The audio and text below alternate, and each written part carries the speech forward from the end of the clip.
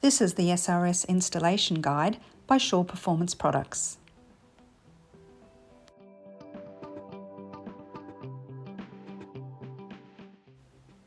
Mount the pivot pin and plate brackets to the hooding end plates, if not already done.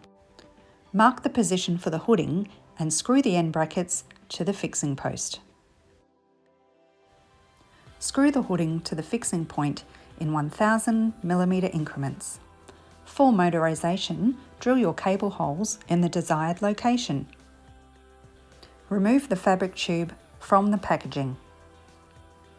Insert the operation side of the awning first, then insert the pin into the plate to lock into position.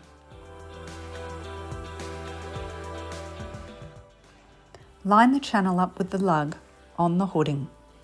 Once level, screw the outer channels to the wall or post.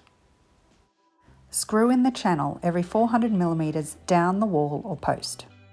Insert the inner side channel, but do not fix yet. Screw the front bar to the fabric to hold in place. Holding the bottom bar, slide the fabric and zipper into the top of the channel. Adjust the inner channel until the fabric is nice and taut. Retract the screen and reinforce the inner channels every 400mm.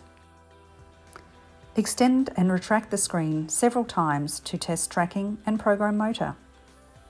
Screw in the outer channel every 400mm down the wall or post. Clip in the front hooding and secure with a screw at either end, approximately 20mm from the front of the hooding and 10.5mm from the ends. Remove the protective plastic from the bottom bar and your installation is now complete.